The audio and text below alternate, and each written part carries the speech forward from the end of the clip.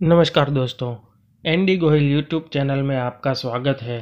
तो दोस्तों, आज हम कक्षा 6 सत्र 2 इकाई 7 यह भी एक परीक्षा के अभ्यास एवं स्वाध्याय के प्रश्नों के उत्तर देखेंगे और जानकारी प्राप्त करेंगे। दोस्तों, अगर अभी तक आपने इस चैनल को सब्सक्राइब नहीं किया है तो तुरंत इस चैनल को सब्सक्राइब करें और नोटिफिकेशन दबाना बिल्कुल ना भूलें, ताकि जैसे ही हम हमारे नए वीडियो चैनल पर अपलोड करें तुरंत ही आपको मिल सके। तो तुरंत आप इस चैनल को सब्सक्राइब करें और अगर आपको वीडियो अच्छा लगा हो, उपयोगी लगा हो, तो इस वीडियो को ज़्यादा से ज़्यादा शेयर करें और लाइक करना बिल्कुल ना भूलें।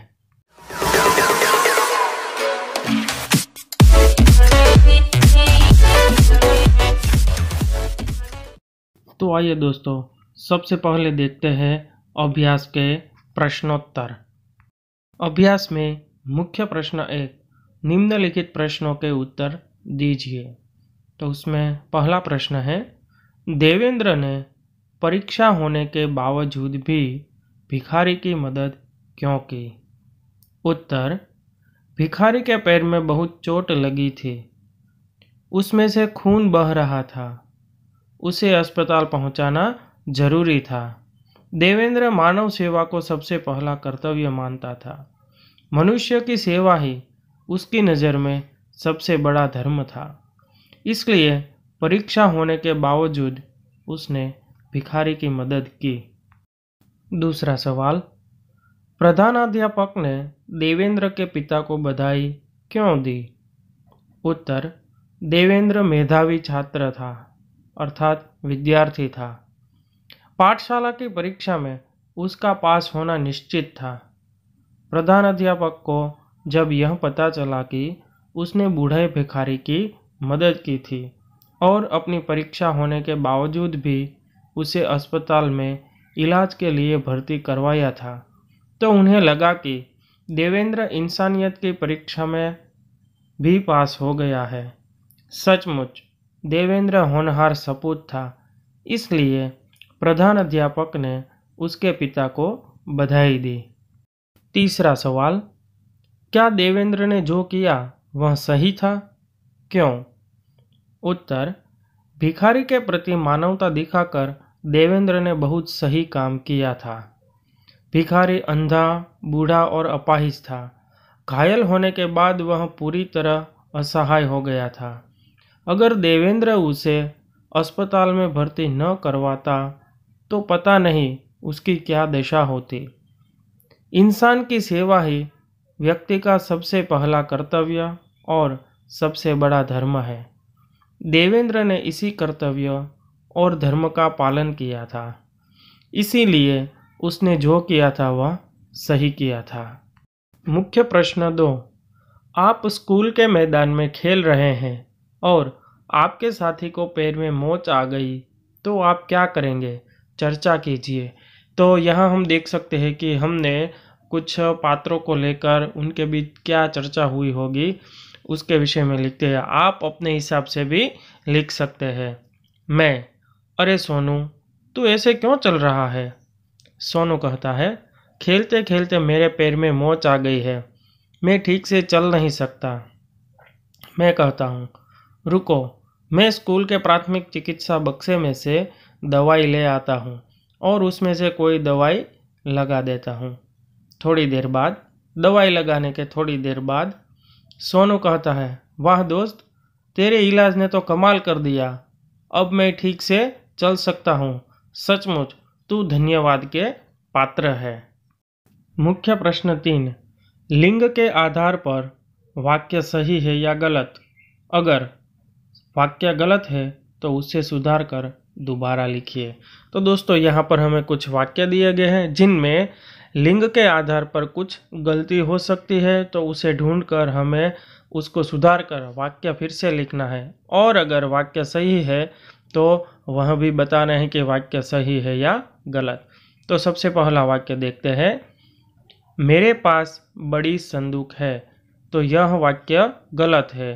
तो सही वाक्य है, मेरे पास एक बड़ा संदूक है, क्योंकि संदूक शब्द है वह पुल्लिंग है, इसलिए बड़ी की जगह बड़ा शब्द का उपयोग किया गया है। दूसरा वाक्य, मैंने अहमदाबाद से अंबाजी की टिकट ली। तो यह वाक्य भी लिंग के आधार पर गलत है। इसका सही वाक्य है, मैंने अहमदाबाद से अंबाजी का टिकट लिया। तीसरा वाक्य है, रावण के साथ युद्ध में राम का विजय हुआ। तो यह वाक्य भी लिंग के आधार पर गलत है, क्योंकि विजय शब्द वह स्त्रीलिंग है, यहाँ पर पुल्लिंग के साथ दिखाया गया है। तो सही वाक्य है, रावण के साथ युद्ध में राम की विजय हुई। चौथा वाक्य है, मैंने पुस्तक खरीदी। तो यह वाक्य लिंग के आधार पर बिल्कुल सही वाक्य है। पांचवा, रमेश की स्कूल विशाल है। तो यह गलत वाक्य है। सही वाक्य है, रमेश का स्कूल विशाल है। छठा वाक्य, आपकी आवाज़ मधुर है। तो यह वाक्य भी सही वाक्य है। सातवां, रोहन को क्रिकेट खेलने में बड़ी मज़ा आती है। यह वाक्य लिंग के आधार पर गलत है। सही वाक्य है, रोहन को क्रिकेट खेलने में बड़ा मज़ा आता है। आठवां वाक्य है, हमें पौष्टिक खुराक लेना चाहिए। तो सही वाक्य है, हमें पौष्टिक खुराक लेनी चाहिए।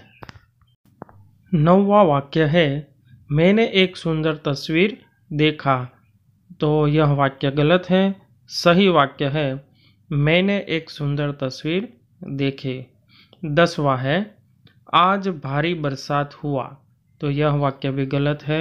सही वाक्य है, आज भारी बरसात हुई। मुख्य प्रश्न 4, निम्नलिखित वाक्यों का वचन परिवर्तन करके वाक्य फिर से लिखिए।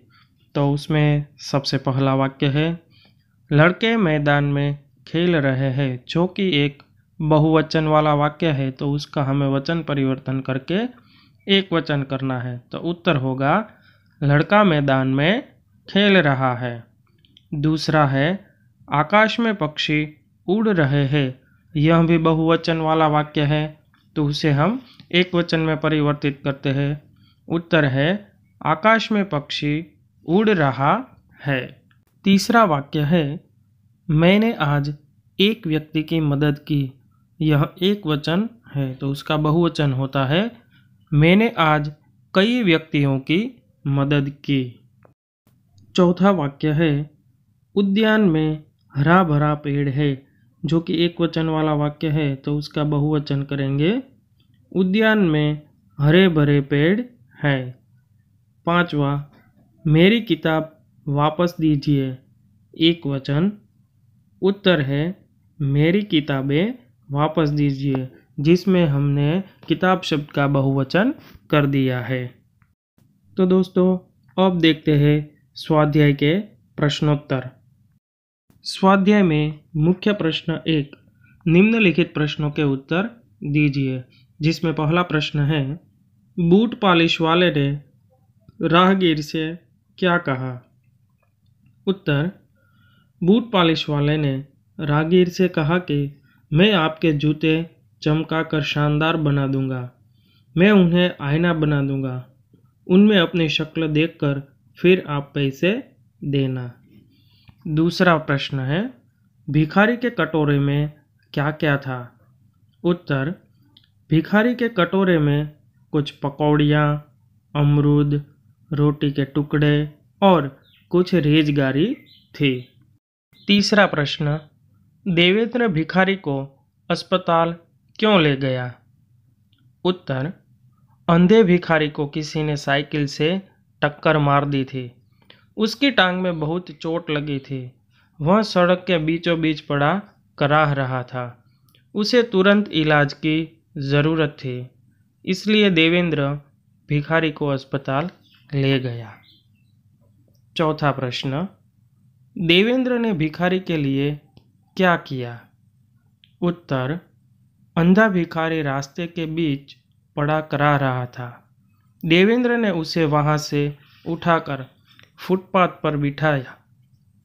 कटोरे में से जो रोटी बाहर गिर गई थी, वह कटोरे में डाल दी। सड़क पर उसके बिखरे हुए पैसे कटोरे में डाल दिए। भिखारी के पैर में गहरा घाव हो गया था, इसलिए देवेंद्र उसे अस्पताल ले गया और वहां भर्ती करवाया। 5वां प्रश्न, प्रधानाध्यापक ने देवेंद्र के घर फोन क्यों लगाया? उत्तर, एक अध्यापक ने प्रधान अध्यापक को बताया कि परीक्षा शुरू हो गई थी, परंतु देवेंद्र नहीं आया था। देवेंद्र मेधावी छात्र था। वह उन छात्रों में था जो प्रथम श्रेणी में आते हैं। उसके अभी तक न आने से प्रधान अध्यापक चिंतित हो उठे। उन्हें लगा कि रास्ते में वह किसी दुर्घटना का शिकार न हो गया हो। इसीलिए स्थिति का पता लगाने के लिए उन्होंने देवेंद्र के घर फोन लगाया। मुख्य प्रश्न 2, निम्नलिखित वाक्य कौन किसे कहता है? लिखिए। पहला वाक्य है, अंधा है क्या? देख कर नहीं चलता? मेरे कप टूट गए। उत्तर, यह वाक्य चाय वाला एक बालक से कहता है। दूसरा है, जीते रहो बेटा, भगवान तुम्हें अच्छे नंबर से उत्तीर्ण करे। उत्तर, यह वाक्य बूढ़ा भिखारी देवेंद्र से कहता है। तीसरा वाक्य, चलो बाबा, तुम्हें अस्पताल पहुंचा दूं। उत्तर, यह वाक्य देवेंद्र बूढ़े भिखारी से कहता है। चौथा वाक्य, सर, परीक्षा शुरू हो गई है और देवेंद्र अभी तक अनुपस्थित है। उत्तर, यह वाक्य अध्यापक प्रधान अध्यापक से कहते हैं। पांचवा, शाबाश, तुमने यह जानते हुए भी कि परीक्षा का समय है, अपना कर्तव्य निभाया। उत्तर, यह वाक्य प्रधान अध्यापक देवेंद्र से कहते हैं। छठा, जूते चमका दूं, शानदार कर दूंगा। उत्तर, यह वाक्य बूट पॉलिश वाला एक राहगीर से कहता है। मुख्य प्रश्न 3, निम्नलिखित परिच्छेद का मातृभाषा में अनुवाद कीजिए। तो दोस्तों, यहाँ पर हमें हिंदी भाषा में एक परिच्छेद दिया गया, अर्थात पैराग्राफ दिया गया है, जिसका हमें अपनी मातृभाषा में अनुवाद करना है। तो मातृभाषा हमारी गुजराती होने के कारण हम उसका गुजराती में अनुवाद करते हैं। एक वक्त अवंतीना देश में 3 વેપારીઓ આવ્યા। રાજ દરબારમાં તેમણે વિનંતી કરી કે તેમના પ્રશ્નોના જવાબ આપવામાં આવે। કોઈ પણ દરબારી વેપારીઓના પ્રશ્નોના જવાબ આપી શક્યો નહીં, એટલે સુધી કે રાજા પણ વિમાસણમાં પડી ગયા। ત્યારે કોઈએ કહ્યું કે અવંતીને બોલાવવામાં આવે, તે જ એમના પ્રશ્નોના જવાબ આપી શકે છે। રાજાએ અવંતીને બોલાવવાની આજ્ઞા કરી। હાથમાં લાકડી લઈને પોતાના ગધેડા ઉપર બેસીને अवंती दरबार में पहुँच्यो। तो दोस्तों, अगर यह वीडियो आपको अच्छा लगा हो तो ऐसे ही अन्य और वीडियो प्राप्त करने के लिए N D Gohil YouTube channel subscribe ज़रूर करें और साथ ही साथ बेल आइकॉन भी दबाएं, ताकि हम जैसे ही नए वीडियो अपलोड करें तो आपको तुरंत मिल सके।